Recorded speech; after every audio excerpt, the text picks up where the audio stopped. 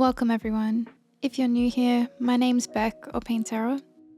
Today we have a cozy sketchbook session testing out the Qor watercolours that I purchased and shared in my previous video, which was an art haul. We swatched these out. If you haven't seen it, I will leave it linked. So I'd love it if you'd grab your sketchbook or something to work on and paint or draw alongside me as I take you through the process of these two watercolour studies. I would just like to say a very quick thank you to everyone for the support on my first YouTube video. I received a lot of positive feedback and lovely comments, and it was beyond what I had anticipated, and yeah, it meant a lot to me, so thank you guys so much.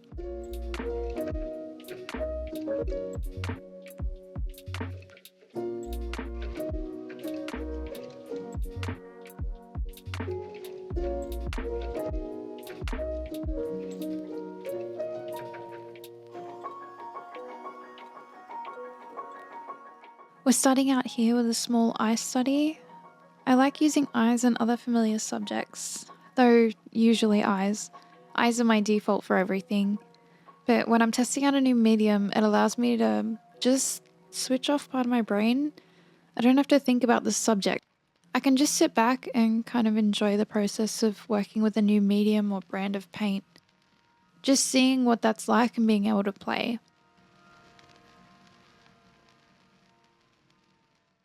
Although I did try to take a slightly different approach.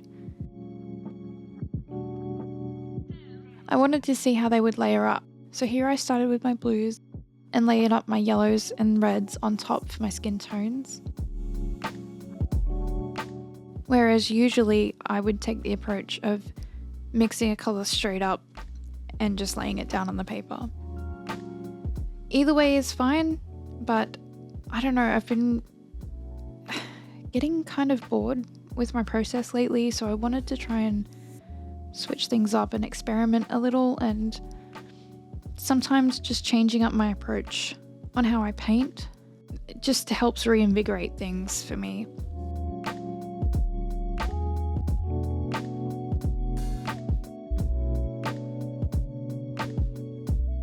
I'm also working really hard to change up my style a little bit because I love realism. I'm always going to love realism, but I do want to have just a little bit more of a painterly style to it. It's something that I find really appealing in other people's works and would like to find a way to adapt that into my own.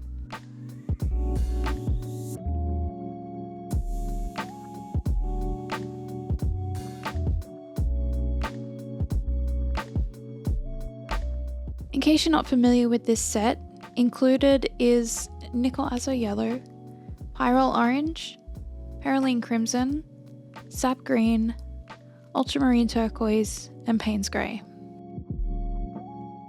It's a set of watercolours that I wouldn't have put together myself if I was building up my own palette from scratch, which is what I sometimes love about buying sets of paints. I'm much more likely to try new things. Whereas when I'm building my own palettes from scratch, I will always gravitate towards the same colours and never branch out. It's always the same stuff over and over again. And I've noticed that lately, taking a step back and looking at everything to see how I can shake things up and fall in love with painting again.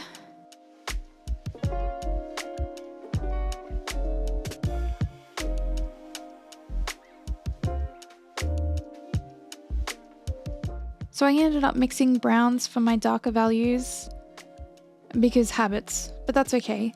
I still gained so much from the experience of this small study, and I'm excited to see how else I can push my skills further using this palette. Although it might not be a push for some. For me, I find my watercolor process is usually pretty simple. I find that for the most part, you'll see in my watercolors, if you go and look at my Instagram, a lot of my watercolor work, you can see it's just I lay down my color and I feather it out and it just gives me a nice gradient, and I love that look. But as I mentioned, I really want to switch it up.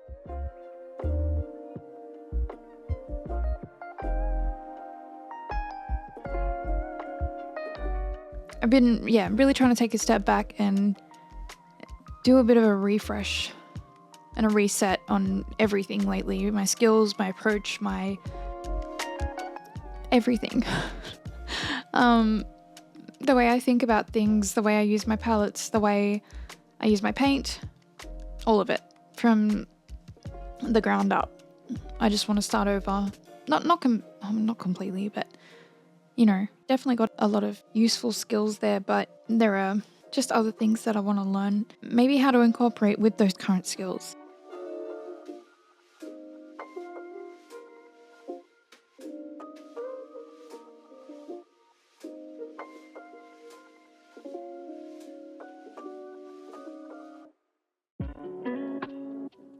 So here I am just putting the final touches with my white gel pen. Usually I'll use gouache, but for whatever reason, for this I just grabbed my white gel pen because it was handy.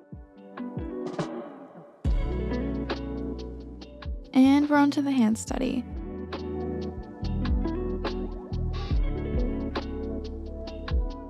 So with this hand study, I unintentionally limited my palette down even further to simply Payne's Grey and Perylene Crimson. Starting off, I'm using a very light wash of Payne's Grey to block in where I wanted my darkest values to end up, and I slowly build up my layers to eventually get my values to where I need by alternating between Payne's Grey and the Perylene Crimson.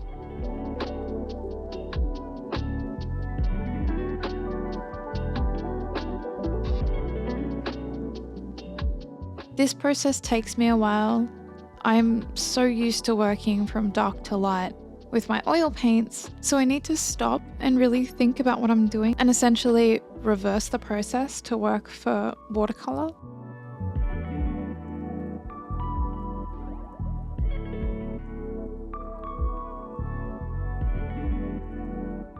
But when I say I unintentionally limited my palette, I was laying down the Payne's Grey, I went over an area with the Perylene Crimson and fell in love immediately with the colour I ended up getting. And then just lightly layering in the Perylene Crimson over where I wanted my lighter values to be. I had an idea of where this was headed and how it might look in the end, and decided to just stick with these two colours for the duration of the painting.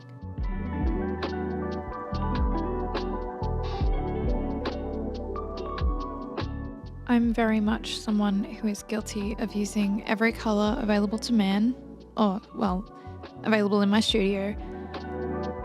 But I'm trying really hard to break that habit because working from limited palettes is something I find really appealing in the work of other artists, and with my obviously very limited experience so far, it's something that I really enjoy and would love to explore further.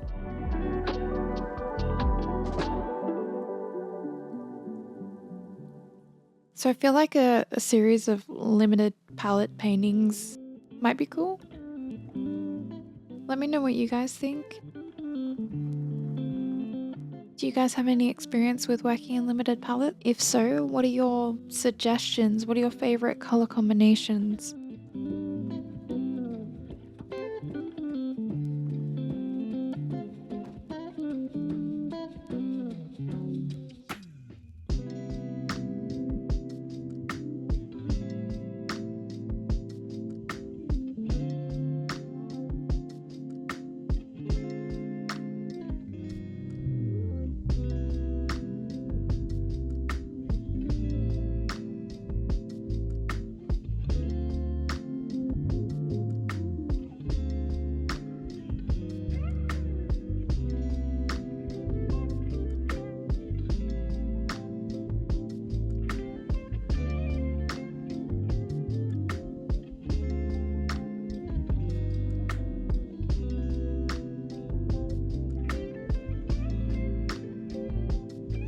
I don't think I've mentioned it yet, but we're working in my Etchr A5 sketchbook, which I've almost completed. I only have about 10 full spreads and a few blank pages here and there, so really not far to go on this one. And you know what that means. We get to do a sketchbook tour real soon. And I'm really excited to share that with you all, because despite the pile of sketchbooks that I have sitting behind me on my shelf right now, I've never actually finished one.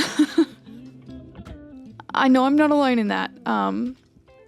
But in fact, I think I've only ever made it through maybe a quarter of the way at most, but typically only a few pages.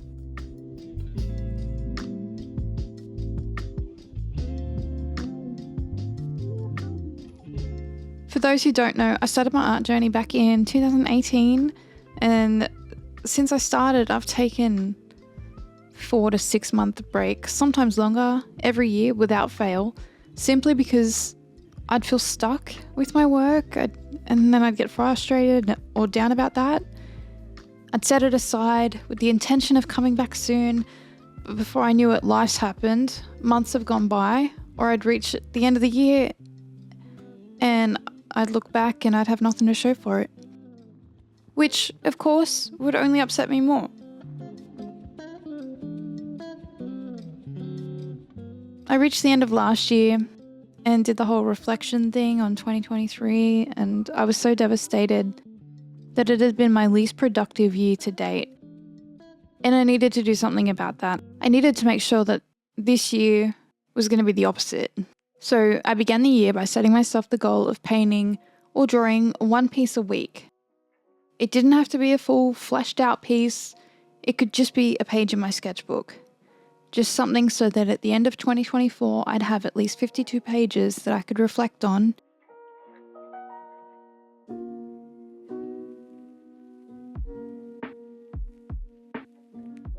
With that goal, I found myself turning to my sketchbook a lot. Specifically this Etchr sketchbook. I had done a few pages in other sketchbooks, but I kept coming back to this book. So I ended up changing my goal slightly to let's just fill a sketchbook by the end of the year. Sounds easy enough, right? And that was kind of the point. I needed it to be something that I knew I could stick to, something I knew I could achieve, and that would keep me motivated.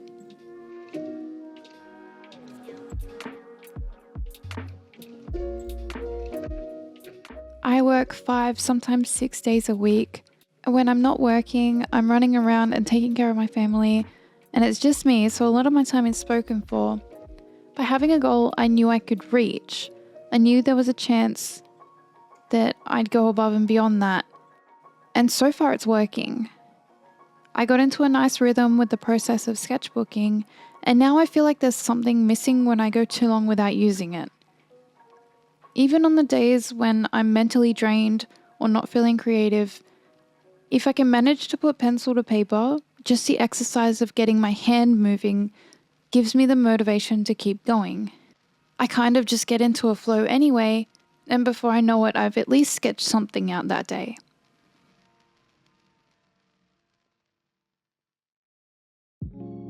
I think finding this particular sketchbook has helped me a lot as well, because it's just a joy to work in. The only issues that I've ever run into with this sketchbook is user error, is me not liking the stuff that I've put in it, which is easy enough to fix anyway, you just cover it. The only mediums I ever really use in my sketchbook are watercolour, a little bit of gouache, ink, and graphite. And I'm pretty heavy-handed with my watercolour, so I find a lot of sketchbooks just don't take to that very well.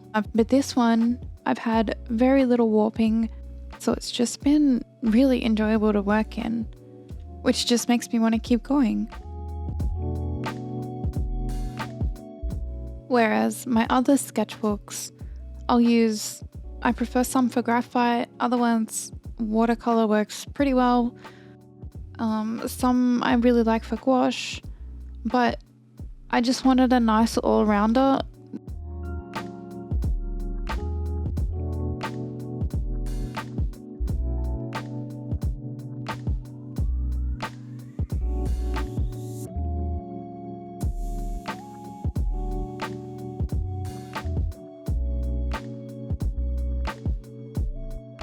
I wish I wish I had have pushed myself to do this sooner, like years ago.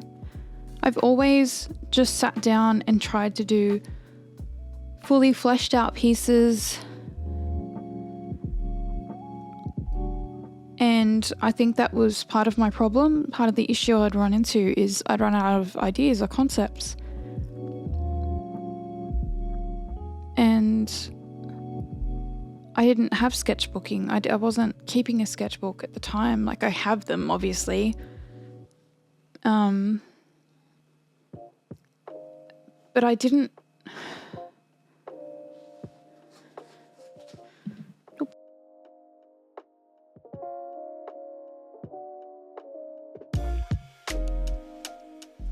I'm going to leave you guys to enjoy the rest of the video, and I'll pop back in at the end.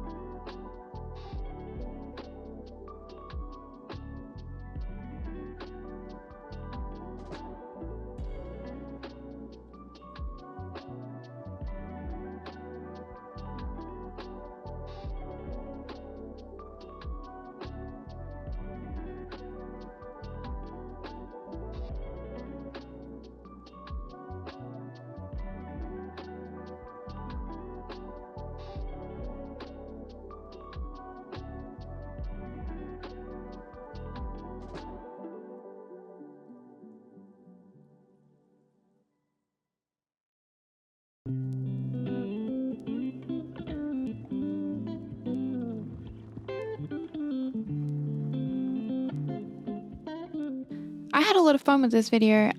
These studies were especially the hands, were a very valuable learning experience. I made a lot of mistakes, and that's okay, because that's what these were for, to learn from, which I did. And yeah, I left some of the mistakes in because I was just done with it. I just got to a point where I was done with it. And that's okay.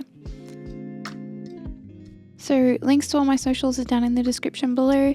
Instagram's probably the best place to keep up to date with my work outside of YouTube. I post on my stories quite a few times a week, or I try to. So to cover some of the mistakes in this, I ended up taping off the edges and laying in a black background in gouache. I love this look. I do it quite a bit in my sketchbook, which you will see when we go through them. Again, thank you all for being here. Have a great weekend, and I'll see you in the next one. Bye.